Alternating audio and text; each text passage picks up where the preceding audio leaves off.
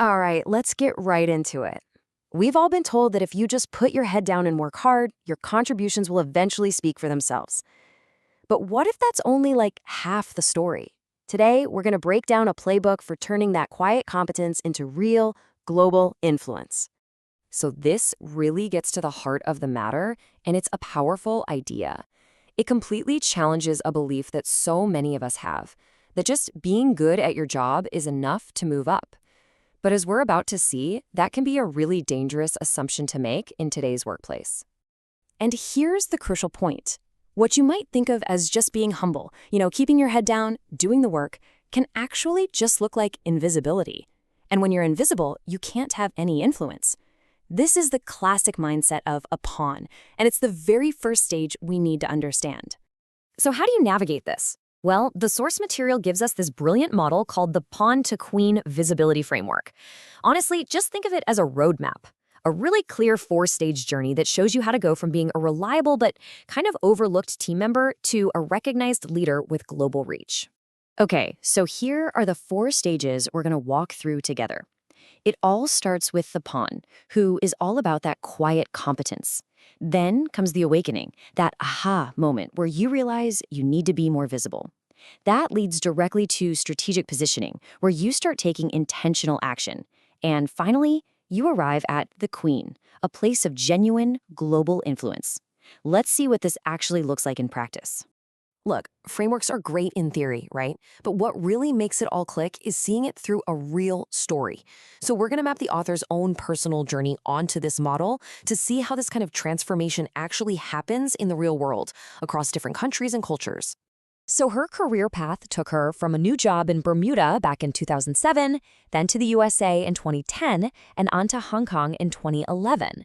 And this global setting is super important because it really amplified the challenges she was facing and the need for a totally new game plan. So let's start at the beginning. Stage one, the pawn. This is someone who's really good at their job. They're hardworking, they're reliable. The core belief is super simple. If I just do great work, someone's going to notice and promote me. They actively avoid the spotlight, really hoping their performance will be enough on its own. And this quote just paints such a vivid picture, doesn't it? During her time in Bermuda, the author actually called herself a certified public avoider. I mean, simple things like making chit-chat on a Monday morning or just answering the phone felt like these huge obstacles. This wasn't just about being shy. It was a full-on strategy of invisibility. Then we get to stage two, the awakening. This is the game changer. It's that light bulb moment when you realize that all your hard work isn't actually translating into influence, that your contribution isn't the same as your positioning. You start to wonder if that humility you've always valued is actually the thing holding you back.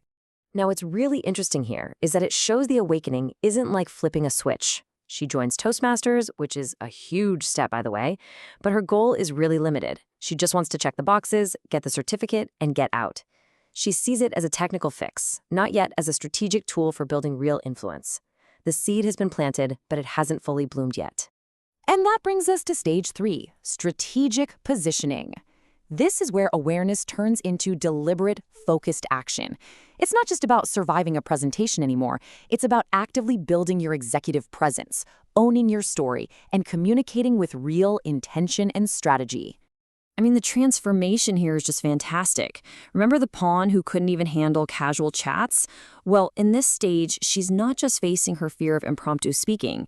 She's out there competing with a powerful speech called chess pawn, and she's winning championships. She is deliberately, strategically positioning herself as a powerful communicator. And that, of course, brings us to the final stage, the queen. Now, this isn't about a title or a corner office, it's all about influence. A person at this stage makes an impact that goes way beyond their job description. They are seen as promotion ready, and more importantly, they get invited into the rooms where the big decisions are actually made. They've made the leap from contributor to influencer. And here is the proof. She didn't just get that certificate and leave. No way. She earned the highest honor possible, Distinguished Toastmaster. But even more importantly, she went on to found a new club to help other people find their voice. Her influence became about lifting others up, and that is the true hallmark of the Queen stage. Okay, so we've heard this incredible story, but what can we actually take from it and apply to our own careers? Well, the source material boils it all down into two really powerful, actionable insights for any leader. The first big insight is this. Visibility is a skill, not a fixed part of your identity. I mean, just remember, the author wasn't born a great speaker. She called herself a certified public avoider. This just goes to show that things like executive presence and public speaking aren't personality traits you either have or you don't. They're skills. They're muscles that can be built, practiced, and eventually mastered through deliberate effort. And the second crucial insight you need to know is That your positioning is what determines your progression. This one is huge. Look, your technical skills, your competence, that gets you in the door. It gets you a ticket to the game. But it's your strategic positioning that actually wins the game. When she took on leadership roles in Toastmasters, she wasn't just practicing speaking. She was strategically positioning herself as a leader. And that visible leadership is what changes everything. So, with all that in mind, the focus now shifts to you. Because this whole framework, at the end of the day, is all about taking action. So here's the question I want to leave you with. What is one strategic move, just one, that you can make this week to make your good work more visible? It doesn't have to be some huge dramatic thing. Could you speak up in that one important meeting? Volunteer for a small project? Or maybe just proactively send a summary of your wins to your boss? What's that one small move?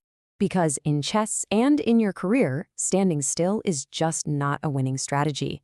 Even the smallest piece can completely change the game if it makes the right move at the right time. Movement changes the board. It's time to make your move.